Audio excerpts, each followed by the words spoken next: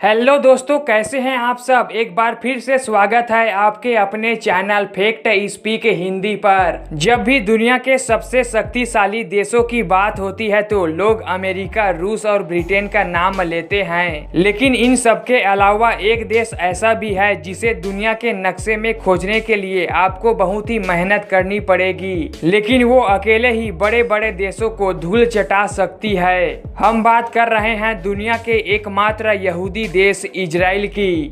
क्षेत्रफल के हिसाब से भले ही इजराइल दुनिया के सबसे छोटे देशों में से एक है, लेकिन ताकत में वह किसी से कम नहीं है और उसकी यह ताकत उसके टेक्नोलॉजी, हथियार, आर्मी के साथ साथ वहां के देशभक्त लोगों का भी है। इजराइल की स्थापना सन 1948 को हुई थी। इजराइल दुनिया के उन कुछ गिने चुने देशों में से एक है जहां पुरुष हो या महिला सभी को सेना में कुछ साल काम करना जरूरी है।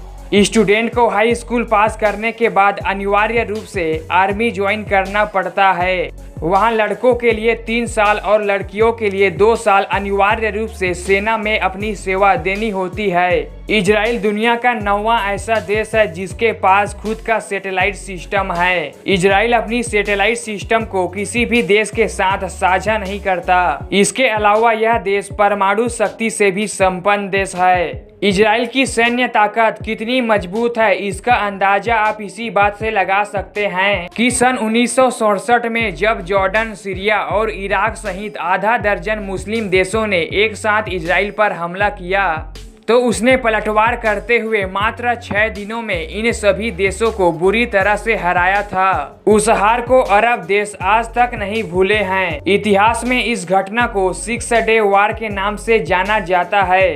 इजराइल की खुफिया एजेंसी की बात करें तो इजराइल की खुफिया एजेंसी मोसाद है।